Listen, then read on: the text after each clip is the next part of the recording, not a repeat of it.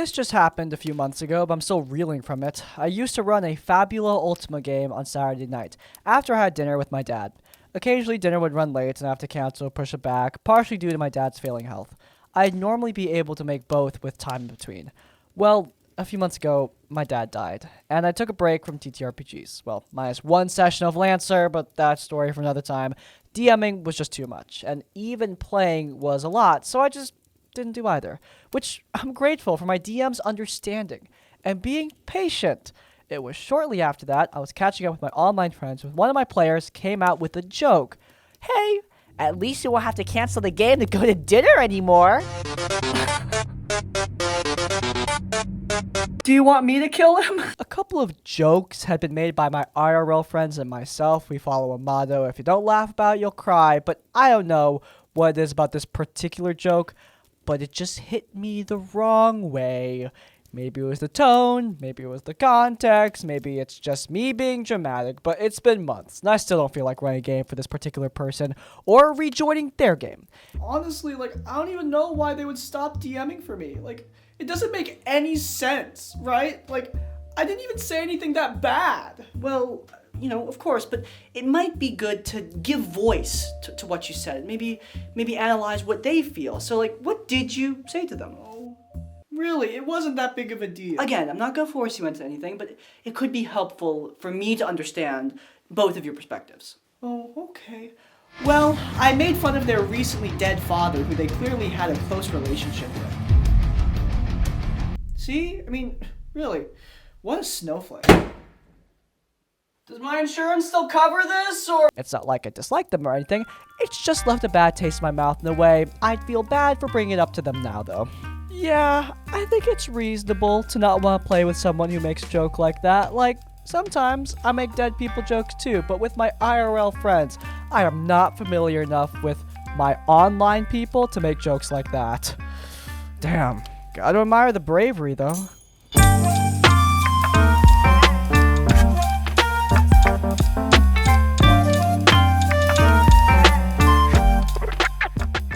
A few years ago, my group of friends managed to find time to start our very first D&D campaign. Everyone was incredibly new to the game, excluding the DM, who had some experience under her belt already.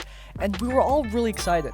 I, as someone who already loves making characters, regardless of whether they get to see the light of day or not, thought this would be a great opportunity to use a concept I'd come up with a while back. A warlock who wholeheartedly believed he was a cleric, with his patron god being the big bad evil guy. I ran it by the DM in private during our session 0, and she was super on board, so I thought it'd work out great. I wrote cleric on my character sheet, made some of my starting spells cleric spells that were warlock compatible, and didn't use too much specific language when describing my character to others to make sure it'd be a well-hidden secret. I knew this kind of thing would really work with an inexperienced group, and I was definitely lucky nobody else picked warlock cleric, so the chance to actually see this idea through was incredibly exciting to me. The campaign begins soon after, and it starts off swell. The DM is a delight to play with, and the party have all been friends IRL for a good many years beforehand, so roleplay felt pretty natural. Off the bat, my warlock has been made fun of already for being a shoddy cleric, particularly for his lack of healing spells. He had a healing elixir, at least. Oh, I see that you finally met the flaw with this plan. Caswell of Radiance, can you just heal me already? God, you're useless! Ah! Being a cleric sucks! I eagerly went along with the bit, knowing of course why he was such a bad healer, but playing it off in character with him being rather stubborn and refusing to explain his reasons, usually just saying that what he learned from his god, he learned without question, and that it worked well enough for him. Cut to about a year and a half later. Oh my god, wow, time skip. The campaign is nearing its climax. The DM's done an amazing job till this point, weaving everyone's backstories in the campaign, with everyone having distinct character beats that tied super well into the arcs they were going through. Throughout the story, it's becoming more and more apparent that my warlock's supposed god is maybe not such a holy being after all, considering they were trying to kill us and all. Whoops. My character's stubborn pride kept him from admitting his internal self-doubts to the rest of the party, even if they're finding his whole status as cleric highly suspect. At this point, you can only Eldritch Blast so many times before they start to wonder what god taught you that one. I'm sorry, I just love how even if this guy is specifically cosplaying a cleric, the innate need for warlocks to pick freaking Eldritch Blast is too damn powerful.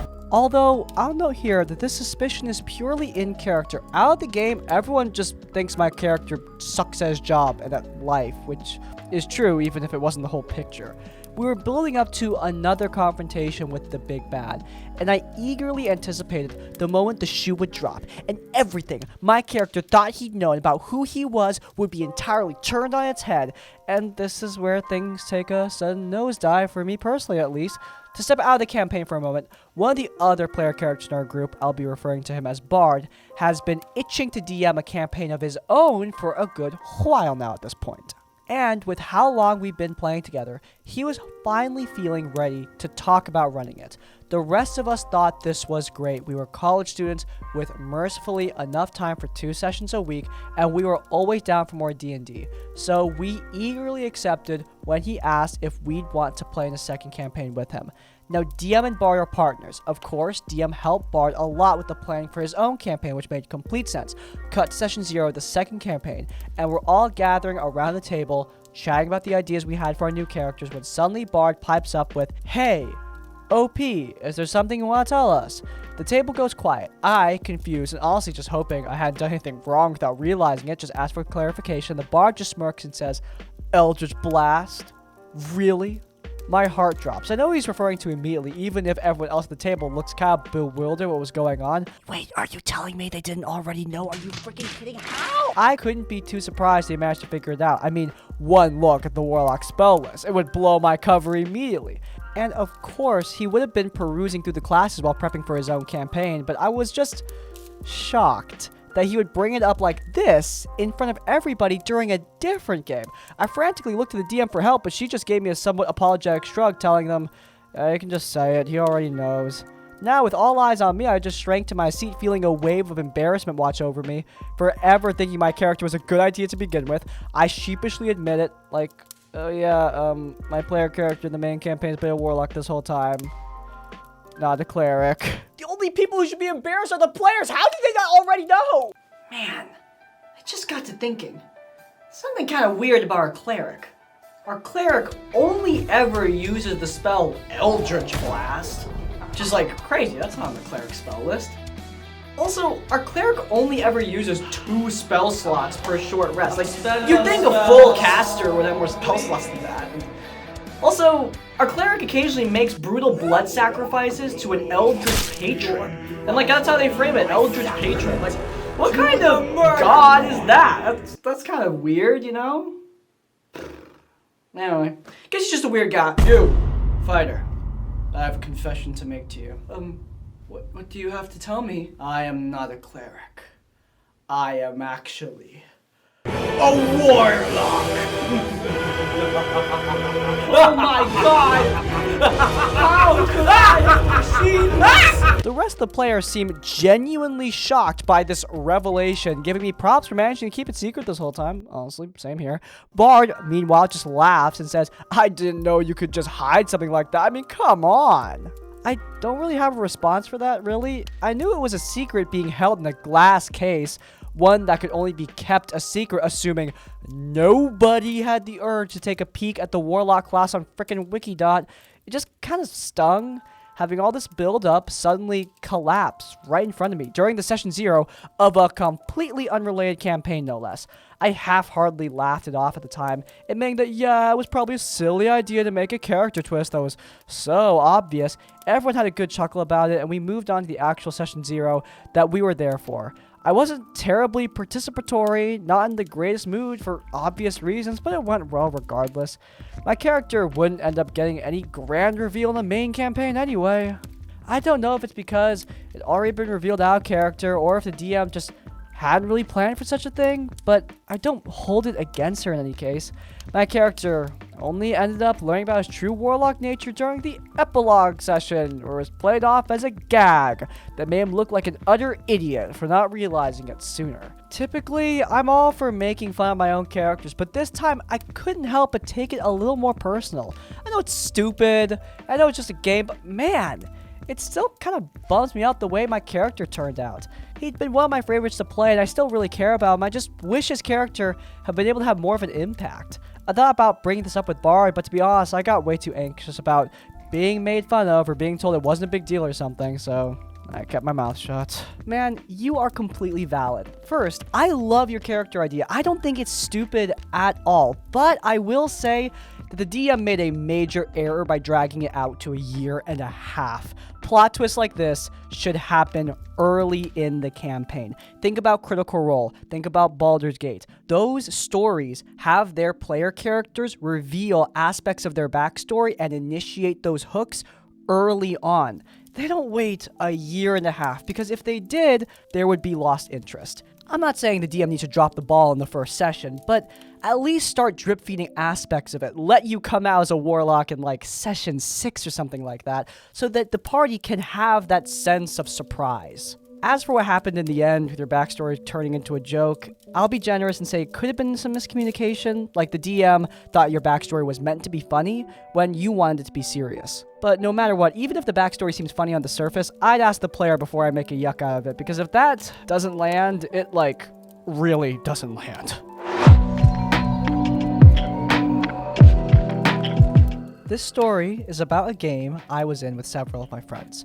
2 of these players do not play in the same groups anymore for reasons that will become obvious throughout the story. They're both nice people with their own eccentricities, but they bounce off of each other in the worst ways. We will call them GM Gary and Player Peter. About 10 years ago, Gary wanted to be the game master of a Pathfinder 1st edition campaign. He had a bunch of the books and wanted to run the famous Kingmaker campaign. If it's so famous, why haven't I heard of it? Dude, you didn't know who Goku and Vegeta are. Shut up, bitch! Kingmaker is a hex crawl / kingdom management campaign where the players go from level 1 to 18 and explore a vast wilderness where they turn that into their own country. The rest of the party and I decided to base our characters off of Oda Nobunaga? A historical figure who almost conquered all of Japan. Yeah, that makes sense because I can't pronounce it. The problems began pretty much right at character creation. We rolled for our stats, 46, dropped the lowest, and our samurai, based on Yasuke, got insane stats, 18 strength, 18 con, 16 dex, making him a total killing machine. GM Gary did not like this, even though he had us roll for the stats, and would target the samurai with a ton of stuff to try and kill him or reduce his stats, like disease, poison, cursed items, etc. Gary also was really annoyed for some reason that we bought a horse and a wagon to travel in. Like, sure, it was slower than just going on foot, but where would we put all our provisions and loot? Oh, how dare you use the most medieval of travel conveniences. Disgusting! Really, the closest trading posts were usually multiple days' journeys away, so it was just significantly more convenient to put stuff in the wagon. Our party was a motley crew of a human samurai, a kobold ninja, aka me, an ASMR kineticist, and a kitsune witch, aka Peter. After our first game, Peter lost his character sheet. We asked him how he could lose it, since we left ours with the game master, and he said he took his back home with him for some reason. Peter then said it was no big deal since he could just play his character from memory, and Gary was like, hell no. He had him roll his stats again and remake his character. It was pretty smooth sailing there for a while, however, we would hit the occasional rule snag. Both Gary and Peter are rules lawyers and would argue for over 30 minutes sometimes over a certain rule or ruling, like that's not how climb checks work. You can't use a spell that way. Look at page blah blah blah blah blah and reread the rule. Like, it's not, bro, it's not that complicated. Look, I've never played Pathfinder, so maybe it really is that complicated, but seriously, it should be as simple as just like,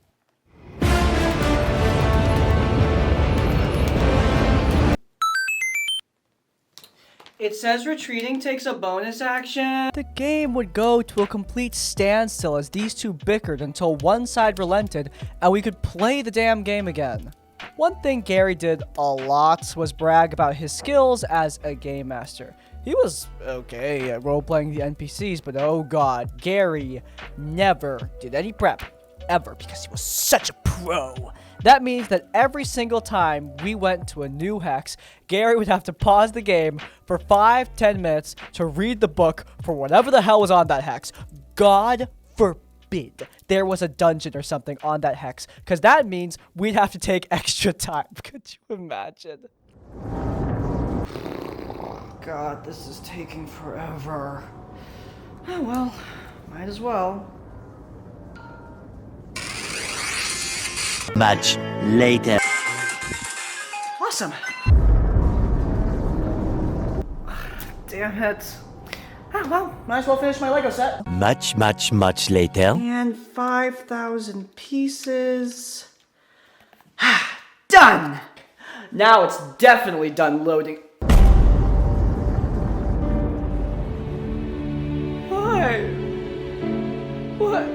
Why? What's taking so long? Is it like not finished or something? What the fuck? So much later that the old narrator got tired of waiting, but they had to hire a new one, and I'm not being paid enough to pretend to be this guy. Oh, great! It's done! It only took like 1,000 fucking years! He would constantly forget NPCs, what happened the last session, or where we even were, which is kind of a problem when running an exploration-based game. We went from hex to hex, encountering monsters and discovering landmarks until we found our way to the Stag Lord's Fort. This was a big boss encounter at the end of the first part of the adventure. A bandit lord had holed himself up in an abandoned fort, and if we were going to become the rulers of the land, we would have to take him out. We ran recon and spent almost an entire session getting everything ready so we could storm the fort. Our elaborate plan involved us waiting until night for the ninja and kineticist to sneak up, climb over the palisade, start throwing some alchemist fire on the building to cause panic, and then open the gates so the rest of the party could join in on the confusion. The plan went to crap immediately, as the open field the ninja and kineticist were sneaking across turned out to be an old battlefield, and the zombies began rising out from the dirt. The rest of the team rushed forward to help, but it seemed clear that the zombies were going to overwhelm us. We ended the session there, and all of us brainstormed on what to do next when we met back up. We came up with a brand new plan. At the start of the next game, we realized we can easily outrun the zombies, so we booked it, and everyone ran up to the walls. The palisade was made of erect timbers. I don't understand what...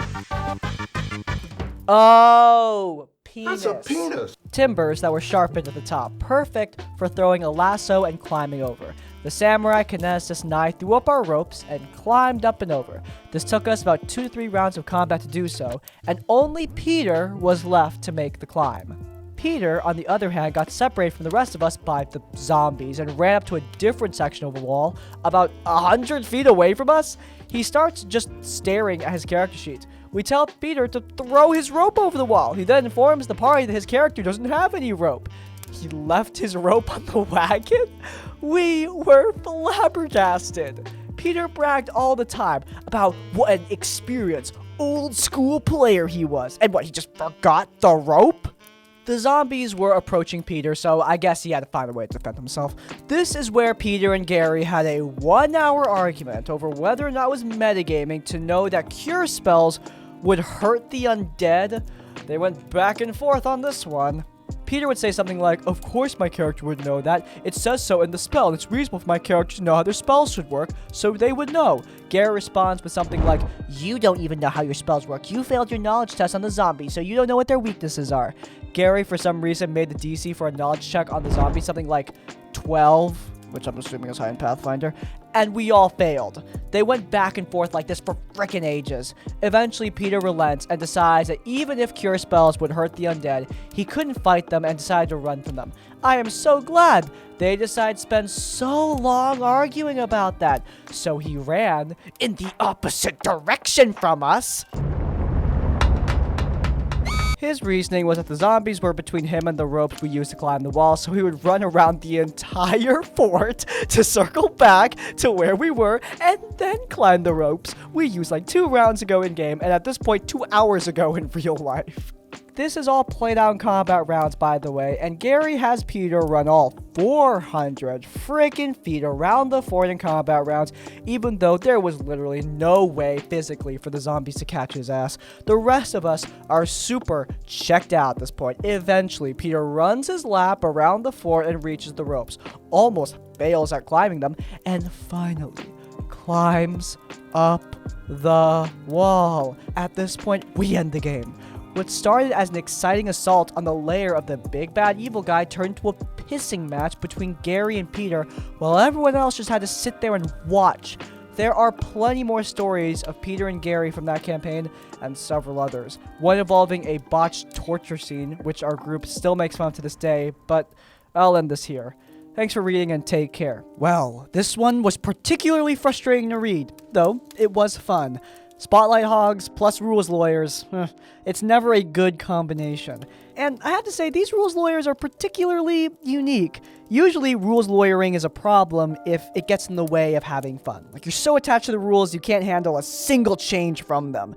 That might be a problem in some groups. Here, we have a different problem. These guys can't even figure out what the frickin' rules are. The good thing about having a rules lawyer, especially in a rules-heavy game, like Pathfinder for example, is that you can have somebody who knows the rules off the top of their head and who can explain things. But these guys can't get their heads on straight enough to come up with a coherent enough explanation and then just debate for forever. Yeah, no one wants to watch that circle jerk. Just trust me on that. That's where the spotlight hogging comes in, and we all know that's a problem.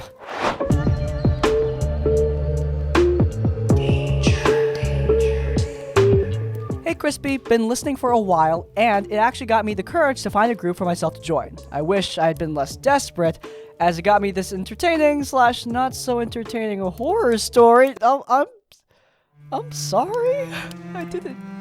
I feel bad now. This must be what empathy feels like. So I found a group. Awesome. It wasn't big, only 4 other members and our game master. All men except for me.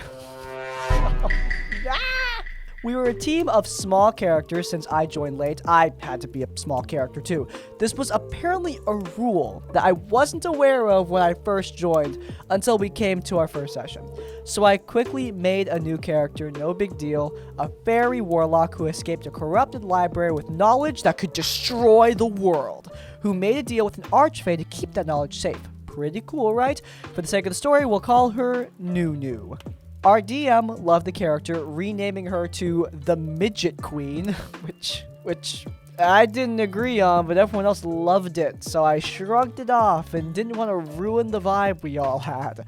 My character was introduced very awkwardly in a tavern, being hit on by Goliaths and orcs, wanting to feel a small girl. As a small boy, I don't feel safe in this space. I'm in danger! We didn't discuss this at all in advance, and I think you can guess where this is going. 2 sessions in, we discovered a big monster in the basement of the tavern after doing some basic quests and exploring.